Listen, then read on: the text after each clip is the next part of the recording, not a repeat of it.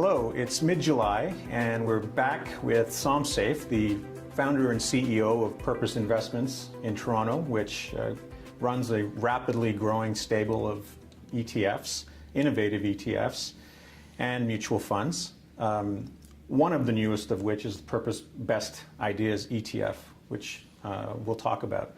But first, thank you very much, Som, once again, for the opportunity to talk to you and to carry out this mid-year update with you. It's July, mid-July 2014. The stock market has reached all-time highs. But in that context has also successfully shrugged off some pretty big challenges, such as Portuguese banking crisis, full-page article in the New York Times about how everything's expensive, all assets are expensive, streak of weak economic data, as well as 3 geopolitical concerns all at once. In that context, has your outlook changed at all for the remainder of this year and forward? You know, it's funny, when we spoke a couple of months ago, I was talking about how, there was still always the similar concerns in the marketplace, and how bull markets, they climb a wall of worry in many cases. My perspective was that I felt that the equity markets, probably had a lot of upside still remaining to them. They still had some significant momentum behind them, the sort of wind behind their backs. When I look at today's environment, we've seen that come true in many cases. There's a lot of noise still in the marketplace, a lot of information that continues to sort of, worry people, some of which you've discussed, and then, some of which are new information, like what's happening in the Middle East and Israel and Gaza, what's happening in Russia and Ukraine continues to be an issue for most people. What's happening in all around the world right now is there's a lot of geopolitical risks. But in the end of the day, the markets, backdrop the markets, which is that people are positive. There's more people that are investing and putting capital at work today. And the real issue is that the momentum in the markets continues to be strong despite some of these geopolitical and other types of market risks. When we look at it, I mean, ultimately, we're seeing an environment where the policies of our the Federal Reserve in the U.S. and the central banks around the world continues to be one of extreme accommodativeness. And that accommodativeness is basically driving people and driving companies, to effectively buy back stock, take out debt, for investors to basically increase price-to-earnings ratios. And all of these things are happening for logical reasons, because when interest rates at the 10-year 10-year rates at the U.S. and Canada are sub 3. And in fact, the U.S. is sitting at 2.5-ish range, and Canada is sitting down at 2.2-ish range on the 10-year government bond. I mean, these are fabulous numbers for a corporation to leverage themselves up, for individuals to leverage themselves up, and buy back stock or pay off other assets, and effectively, this is what's happening. I mean, we're seeing this in every element, whether that's in the individual and who's watching this video, who's taking out debt and buying assets for themselves, or if it's for the corporation that's taking out debt and effectively buying back their own stock. And this is a logical thing that's happening, and the price-to-earnings ratios are increasing.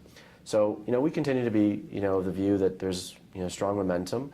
And until we see a meaningful change in interest rates, we're probably not in a situation where the equity markets are going to see much of a downside to them. So I think there's more risk on the upside of the markets going up than there are of the markets going down. And I say risk is because I do think we're in this stage of uncomfortableness, with everything. I mean, there are certain asset classes that we all feel very uncomfortable with, such as things like high-yield bonds and treasury bonds and things like that, long treasury bonds, I should say. But in the end of the day, people are continuing to buy these, and they're taking advantage of them. And that has a large part to do with market emotions and individual emotions, the assumption that I won't be the one holding the bag, which is a negative piece. And another, which is that, in the absence of really more attractive assets to own, this is the right thing to do today. Anyways, all that said, I do believe that the markets will continue to be robust, at least for a short period of time, and until we start to see really a major shift at the sort of central bank level. You think that whenever something comes along and interrupts the market, that there's buyers waiting? I do think that there's lots of people who, the cash has been slowly moving into the market. So I will say that cash has, been finding its way, and that's been driving the market's upside. So it's not like there's a huge hoard of capital just sitting on the sidelines. But capital is entering the market, absolutely. And whenever we've seen these sort of short pullbacks, 1 or 2%, 3% moves, we continue to see some buying pressure on the other way. So no question, I think that people are looking for opportunity to buy into the market, and pullbacks, although very small, have been opportunities and are used. But for the most part, we haven't really seen a major pullback, and this will be the question. I mean, to your point, maybe there is a floor, as maybe the better way to put it, to say that there's a floor of where investors are willing to be buyers, and continue to be, that floor keeps rising. But ultimately, what I really care about is what's going to, if the markets were to decline 5 or 7 or 10%, what will that do? Because we haven't seen a real big correction. We haven't seen a 10% correction in a long time in the markets, and markets need these kind of pause moments every once in a while, periods of sort of reflection. We haven't seen one in a long time, and that's always something that worries me a little bit. Whenever I see these kind of straight lines that go up, I get a little bit concerned. I mean, momentum is a wonderful behavioral factor, but the reality is that we also get a little uncomfortable during that period. But in the end, like I said, until we actually see some evidence of negative momentum, behavior is really changing. Your bias is to be on the upside. Sure. So you're not sure about whether there's going to be a pullback, but you'd welcome it. I'd welcome it because maybe it would give people an opportunity to pause and us to understand, what's really happening in this market. I'd like to see how much, how scared people get with a short-term pullback. Because I think that will actually cause us to better understand the fundamentals of this market.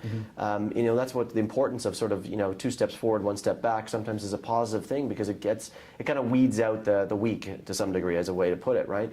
The people who are just riding the coattails, as opposed to the ones who truly fundamentally believe. And I think that's where we need to see it. We haven't seen that. Right now, it's been an easy place to be an investor.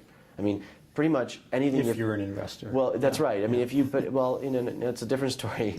Hopefully people are investors, and putting capital at work. Otherwise, they're really missing out. But the reality is that it's been an easy place. So that gives people confidence. So if people can just throw darts and win, then they get more confidence and throw more darts. Right. The reality is that doesn't necessarily mean you're a good investor. And I think that's what's been the part that always scares me a little bit, is that there's a lot of weak individuals that are investing today, that probably need to sort of figure out a better plan, but right now they look pretty like heroes. So, what about Canada? Commodities and energy have had a really decent run. Well, I mean, we talked about this before, and I continue to believe that Canada is a commodity and energy market. It's got 3 sectors that really are driving the markets. And we've for the most part in the last several months been pretty positive on several of those sectors. So banking has been a wonderful place for the Canadian environment. Bank stocks continue to rise quite well, in fact, and then which gives people overconfidence as well, because a lot of Canadians hold a lot of bank stocks, and these are businesses that continue to, I get a little bit nervous about sort of what the 5 and 10-year environment for bank stocks looks like, because despite their huge retail franchises, the margins on the banking industry in general are shrinking and are changing and will only shrink, and we're seeing that south of the border today. When I look at the energy markets, a lot of this turmoil, a lot of this geopolitical risk is absolutely having a positive impact on energy prices. And of course, that will have a boon for the Canadian, companies that are in space, and more importantly, also the Canadian dollar.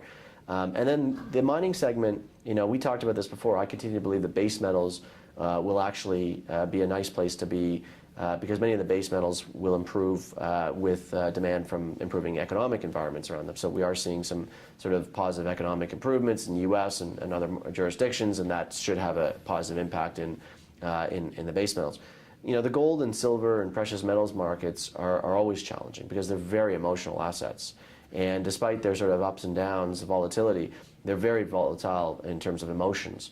And so, it's very hard to call where gold will be in any one period of time. And just because, so many factors play into it. My view right now is that, we're probably in a period where we haven't come out of the negative momentum of gold yet. Whether we've kind of paused and are in that sort of, call it base, setting a foundation, I don't know yet. But I could see gold still having some negative momentum because we haven't seen that real demand, desire to buy gold aggressively. And so I don't think we're into a new bull market in gold yet, despite my fundamental view that gold will be higher when I look at my lifetime and all the rest of it. But reality is gold is going to be, what the next quarter looks like in gold will be challenging to really forecast. The last thing I'd say about Canada, and it goes to the U.S., is really my view on the interest rate environment. I think that the 10-year government bond being at 2.2% is absolutely a terrible investment decision at this stage. I think anybody who's been complacent, and maybe a better word would be who's benefited, luckily to enjoy the 10 years ride down to 2.2%, I would be a seller of that asset today. I can't see anybody benefiting over 10 years at 2.2% when inflation is in the twos, when the short end of the rates is at 1, you can go get cash deposits at 1.25. I would take that trade using liquid 1% type rates today versus buying 2.2 on the 10-year any day of the week. My view is that I just can't see any benefit of being in the 2.2% 10-year rate environment right now. Do you think it's only a matter of time before the yields start to climb again? Well, I don't know. I mean, I'm not one to say that I forecast where rates are going to go in the next short while. I'm actually of the view that rates will stay flat for some time. That's another issue, I think, policy mistake that potentially comes out. I do believe that the U.S. specifically, and maybe a little bit of Canada, inflation is going to become a bigger issue. But when I say maybe Canada, I think both financial institutions, I'd say the central banks, the Bank of Canada and the Federal Reserve in the U.S. should slowly start to raise short-end rates. And I'm not talking about, jumping 2-3%. I'm talking about, raising 25, 50 basis points to set a tone in the marketplace that they are going to handle and deal with inflation. I do get very nervous about inflation right now. It's probably one of my big concerns. I'd say that, and I'd say not in the sense that inflation is going to jump right now, but more the complacency of our central banks and the potential for making a bad policy mistake. And that's really what I get nervous about, because I think most bull markets really fail because of policy errors, not because of them getting, of dying of old age. So the reality is that I get really worried about a policy mistake here, and one of the policies that I'm really focused on is the noise and complacency around inflation. But if I look at rates, I mean, rates could stay flat. The yield curve could stay flat for 5 more years. That's fine. There's just no money. Where's the incentive to be there? But what's the incentive? The reality is 10 years not going from 2.2 down to 1.5. And so what you're generally going to be making in a 10-year government bond right now is 2.2% for the next 10 years. And that's gross of inflation. Now think about real return. You're likely going to be in the 0 to negative return environment for the next 10 years if you hold a 10-year government bond. So why would you ever do that? I mean, why would you ever own an asset that effectively is going to likely lose you money or be 0 for 10 years? It just makes no sense. And so if you've made your money on it, sell it. Go into some other investment vehicle, some other investment asset. Go into cash if you can't find anything else, because cash has a better risk reward than a 10-year government bond today. So policy may in fact succeed in terms of driving investors, crowding investors out of fixed income and into other assets. Well, I mean, maybe not. That's a bad way. You're absolutely right that maybe if people are smart enough to recognize that they're going to make a 0 return in government bonds, but people are generally complacent in this, and that's where I get fearful of. Unless policy changes, you're likely going to see people stick around in that 10-year government bond. I'm just suggesting anybody listening to this video that you shouldn't be owning it. And the reality is there's a lot of people who will continue to own it. And there's a lot of, remember, everybody has different goals. So there's lots of pension plans, lots of foundations, a lot of long-term investors that may look at that, and that's their trade-off, and they're happy to do that. But I think for most reasonable and rational investors, that's a bad investment. finally, Som, I want to ask you about your Best Ideas ETF, the Purpose Best Ideas ETF. How does it work? So this is a product that we launched a couple months ago. It's something we're really focused on. It adds a ton of value. It's very simple. It's the best ideas of the best managers in the world. So we've taken 20 of the best, most respected, deep fundamental value and activist managers in the world, guys like George Soros, Warren Buffett, Carl Icahn, David Einhorn, Tiger Global Management, Bill Ackman, guys that we respect and we look at have built phenomenal long-term track records, but more importantly have a very deep long-term perspective in their investments. And we're taking the 25 most concentrated positions across their portfolios. It's a high active share portfolio of the best names. What really makes this portfolio work so well is that the managers are specifically long-term, deep, concentrated money managers. So when they make a bet in a name, they make large bets in the name. They make it a large percentage of their portfolio, and it's their best ideas. And then the second is the names that we hold in our portfolio are actually held by a multiple number of the managers. So in fact, on average, 5 or 6 of the managers hold each of the stocks in our portfolio. Right. So it's a really great set of companies that are either really strong businesses that people believe are going to even grow further, or are businesses that can be stronger than they are, and that many of these investors who are activists are going to step into and help grow the companies. We're really proud of this portfolio. It's going to be a really wonderful performing U.S. equity fund in Canada. And it's low fee at 65 basis points. So for many of these managers who would charge 2 and 20, 3 and 30, and sometimes even more because of their brands and their names, we're basically buying and riding their coattails and paying only 65 basis points to ourselves in terms of a management fee for it. So it's really an attractive vehicle that way. We've covered most of these names, most of these super managers. Over the last 6-7 years, we've covered. I think we've probably covered them all extensively in terms of their holdings, their thinking. They were thinking it's an inexpensive way for Canadian investors to get a piece of that. And it's managers that we all want to have access to, but very few people ever have a chance to have access to. Yeah, just folks you mostly read about. That's right. I mean, for instance, you want to buy Warren Buffett, people will say, okay, go buy Berkshire Hathaway. Berkshire Hathaway has 2 problems. One is that it's trading at 2 times book value, and so it's way above fair value when you buy it. And 2 is it's a taxable corp. So you're paying taxes at the corp level on investments. Whereas this is directly to their best name, best idea, and effectively pays no tax and doesn't trade at 2 times book value. It's a wonderful solution. We think we've designed something really elegant, and there's a number of managers in Canada and the U.S. that use a similar strategy. We've just developed something that is extremely low cost relative to even those managers. That's great. Som, thank you very much. Great to be here as always.